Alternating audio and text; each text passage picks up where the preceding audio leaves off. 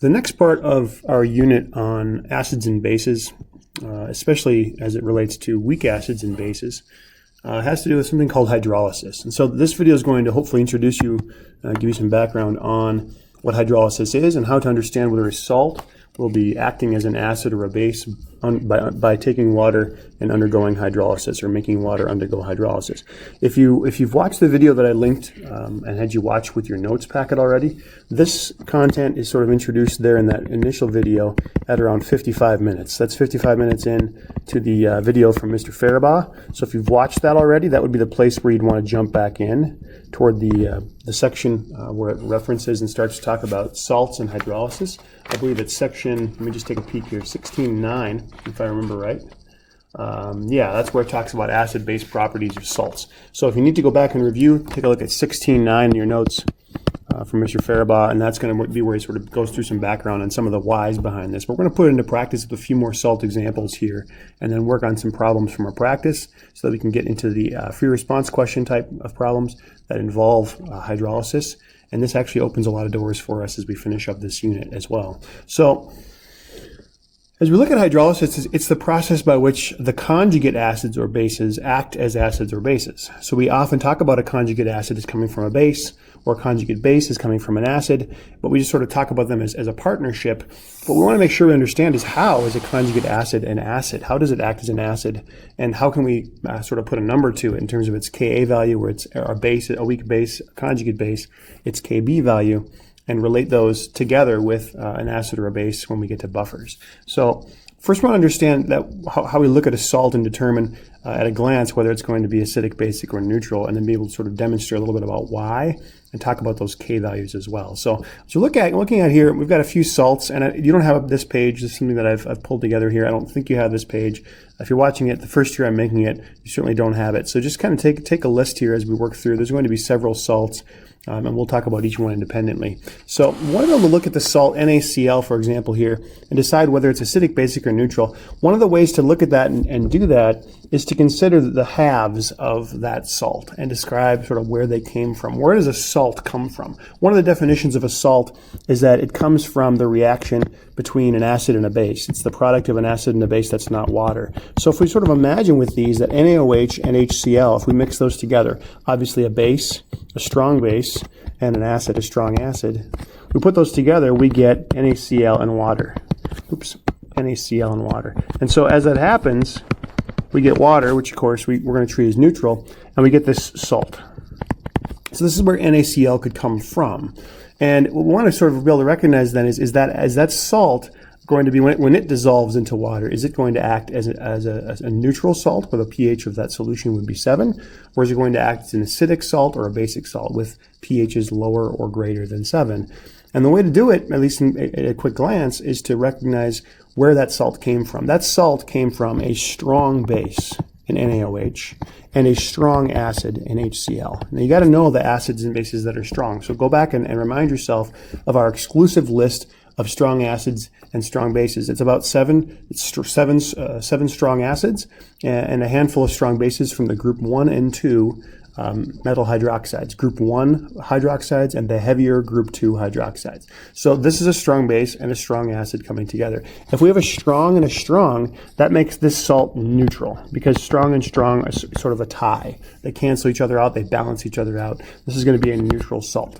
And when we say neutral, what we mean is that neither of those parts, when dissolved into water, can act effectively as an acid or a base. We know the Na in NaCl would be considered the conjugate acid, right, of this strong base.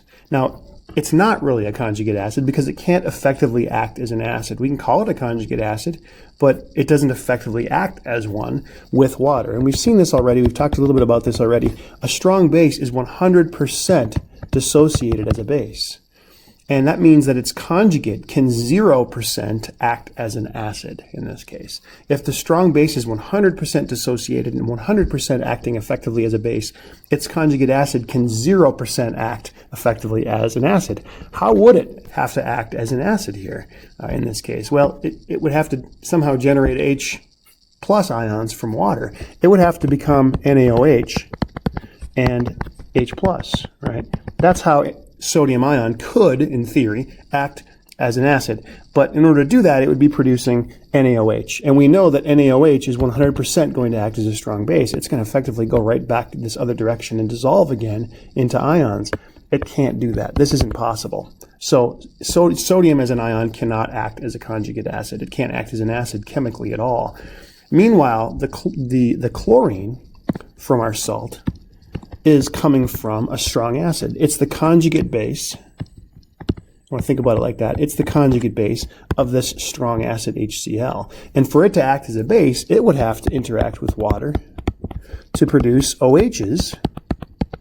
And the way that it would do that is by taking an H from water, right? And that would make HCl. Well, HCl is a strong acid that 100% dissociates. It's 100% effective as an acid, so its conjugate base is 0% effective as a conjugate base, just as the conjugate acid here was 0% effective sodium as an ion acting as an acid. So if you have a strong acid, its conjugate base is ineffective, completely ineffective. If you have a strong base, its conjugate acid is completely ineffective as an acid. And so we have these completely ineffective conjugates, which makes neither of them able to influence water and create acidic particles or basic particles. Neither of these can't happen. Okay? Neither of these can happen. And so sodium and chlorine are rendered ineffective or neutral in solution. And that's why salt, like sodium chloride, is a neutral salt. Okay.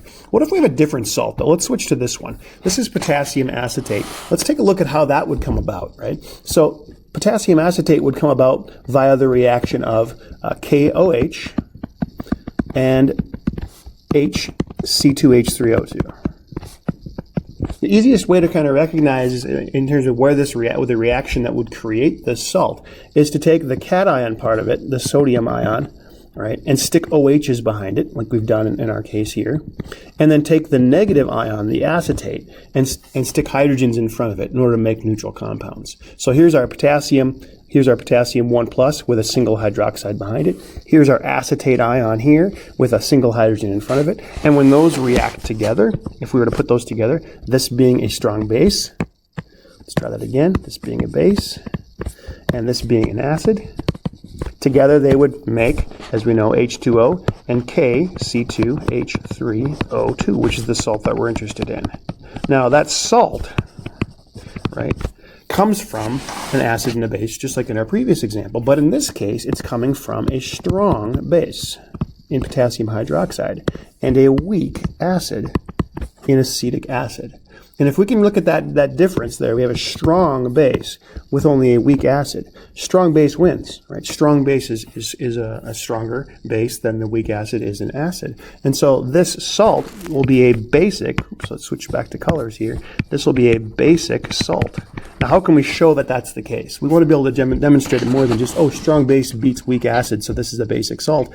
That's a quick way to do it. But if you have to demonstrate or sort of prove that that's the case, what you need to do is what we did in the previous question. Take a look at each of those parts of the salt and how would they then interact with, or how would they affect water. And so if we look at our K, again, our potassium ion is the conjugate acid of our strong base. And like in the last example, with sodium, potassium being a conjugate acid of a strong base is going to be 0% effective. Oops, I'm sorry. 0% effective. 0% effective at what? 0% effective at acting as an acid. Okay, that's a lot of A's. So this reaction that we would suggest here, where KOH would yield us some hydrogen ions, that's how potassium could theoretically act as an acid to produce those hydrogen ions. This can't happen. This is 0% effective. It's going to have a Ka value of 0 because essentially, remember, the Kb value up here of our strong base is effectively infinity. Okay? And our conjugate acid's Ka value then would be truthfully a 0. And that means it can't act as an acid whatsoever. Now, contrast that with the C2H3O2 ion, the acetate ion from our salt. That reacting with water is going to act as the conjugate base of our weak acid, right? Comes from up here in the weak acid. And so that conjugate base with water acting as a base is going to produce OHs, the because that's what bases do.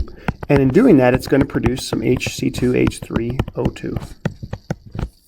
And that's going to exist in equilibrium. Now, how do we know this can happen? Well, if we go look at the K values, right, the Ka value for our weak acid up above, the Ka value for acetic acid, you can look it up on your table, is approximately 10 to the negative 5. More or less. It's approximately 10 to the negative 5. 1.8 times 10 to the negative 5. And remember, what does that mean to us in terms of the Kb value? The Kb value for its conjugate base down here is going to be somewhere on the order of about 10 to the negative 10.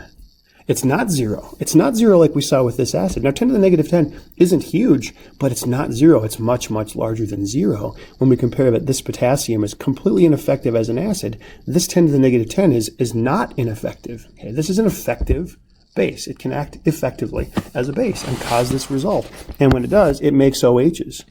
So what's that going to do to the pH? Well, this is going to make the pH basic. We're going to have a basic pH. In other words, a pH greater than 7. Right? This potassium in the first equation here, the red one, cannot affect a pH at all. So we would say this has no pH effect because it isn't able to act as an acid at all. And so when we put those two things together, no pH effect from the conjugate acid potassium and a basic pH effect from the conjugate base acetate here, according to this reaction, working effectively. Okay? We're going to get together a basic pH, something on the basic end of the spectrum. And so that's why we would call this then a basic salt. Basic salt does not mean simple salt. It means a basic pH when dissolved into water. Okay. Let's look at one more. Aluminum bromide. Okay.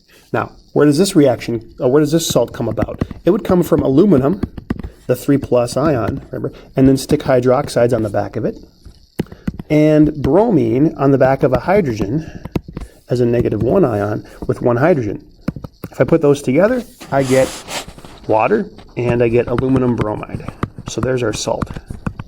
Now, I won't concern myself, I guess, too much with balancing this. We'd need 3 of these. We'd make 3 of these. But we're interested especially in this salt. Is that salt going to be acidic or basic? Well, if we go back to our list up here, this is not one of our strong bases, so we would call this a weak base. HBr is a strong acid. So if I look at those two side by side, strong acid's going to win. That should make this an acidic salt. Just by face value, a strong acid kind of trumps a weak base. And so we should get an acidic salt, but let's make sure we can prove it. Okay? Real briefly, the conjugate base bromide here, the conjugate base of my strong acid, reacting with water as a base, like we saw with chlorine in the very first example, would have to act as a base to make OH by producing HBr. And HBr, as we've already mentioned, is 100% effective at being an acid. So this is going to be an acid that completely dissociates and so cannot be produced from a reaction. That makes this reaction ineffective. This is going to be a 100% strong acid. Therefore, this one is a 0% effective weak base. It doesn't have any ability to do it. While the Ka value for my strong acid would be approaching infinity, right? The Kb value then for my base would be effectively 0. And that means it's not going to work. This reaction does not work. However, the aluminum ion for my weak base is going to be able to come down and then act as the conjugate acid. The conjugate acid. I'm having a little glitches with my cursors here. This is the conjugate acid. Okay, of my aluminum hydroxide base from the equation up above. How will it act as a conjugate acid? Now, this one's a little trickier. And the way we look at metal cations as conjugate acids isn't quite as simple as the way that we look at certain other conjugate acids with things like ammonium compounds, amine compounds. And so what I would encourage you to do is take a look again. If you stop and take a look maybe at, here briefly in the very near future, take a look at Mr. Farabah's video at 58 minutes and around 46 seconds. He shows how a metal cation like aluminum, I believe he uses iron 3 as his example, how a metal ion like aluminum can act as an acid, the way that it does that. It itself doesn't directly do so, but what it does is it reacts with, it forms a complex surrounded by many water molecules, one of which acts as the acidic contributor of the proton. So this conjugate acid, I won't at this point show the equation in great detail. You can go take a look at that video. We'll see it in an example problem here coming up where we have the aluminum behaving the way that it will. I won't go into all the detail of it, but effectively this is what would happen. Aluminum would actually surround itself with a group of water molecules. The aluminum ion, the aluminum 3+ ion from up here in my base, is going to come down and act as an acid. It surrounds itself with water, and positive ions hydrate or surround themselves with water molecules and make a complex. And along comes another water molecule nearby. And here's the idea, that one of these water molecules here in the aluminum hydrate complex, and you might even see it drawn kind of in brackets like this, one of the water molecules in this group, aluminum water complex ion here, will contribute one of its hydrogens to this water molecule, or said better, this water molecule will come along and take one of the hydrogens from that aluminum complex here with the 6 waters on it. And so what we end up with is H3O, this water molecule having taken one other hydrogen from one of these waters makes H3O. And then what it leaves us with is the aluminum still there, 5 of the waters unchanged, and then the one that was affected is now an OH. And together, that group has a 2+ charge. Now, this is a big and kind of seemingly messy looking equation. But again, I would encourage you to go back and look at the video of Mr. Faribault at 5846, because he has some really good clip art there that you can look at, and sort of it demonstrates for you how the electron density within the water molecule that's affected in this aluminum hydrate complex here loses its hydrogen to the water molecule that comes nearby. But in any sense, kept a little bit simpler, right? This as a weak base, aluminum hydroxide as a weak base would have a certain Kb value. And as a result, because this Kb value is not approaching infinity, the conjugate acid would have likewise a functional Ka value. Okay? If you have your pink ion list, or rather conjugate acid, conjugate base list of Ka values, you should find the aluminum ion listed on there with a particular Ka value mentioned as far as part of how it behaves in solution, that aluminum ion. Actually quite an effective acid in solution, as are many of the 3+ ions, like iron, like chromium, and like aluminum as well. Okay. So as we look at that, there's one more example here, and I think you kind of maybe get the idea, so I maybe won't go through calcium and fluoride necessarily, at least not in full depth. The idea would be that this fluoride, right, being the conjugate base of a weak acid, the conjugate base of HF, which is one of our weak acids, not a strong acid, remember, but a weak acid, that fluoride would be able to effectively react with water as a conjugate base to produce hydroxide ions, as bases should, and hydrogen fluoride or hydrofluoric acid as the other product, as the conjugate acid of that conjugate base. And so this would give us, again, a pH value of greater than 7. So this is a basic salt, And if you want to think about it like we did up above, it's the basic salt of a strong base in calcium hydroxide and a weak acid in HF, hydrofluoric acid. And because the strong base is stronger than the weak acid is an acid, then we end up with a conjugate base that's effective like we see down below, and therefore a basic salt. Now all this comes into play when we get to questions that ask us to figure out the pH of solutions of these salts, and we need to use the Kb values for the conjugate bases like HF. We need to use the Ka values for the conjugate acids like we see here in aluminum. And we'll get to some of those questions, problems like that on the very next video. So stay tuned, and we'll see you then. Thanks.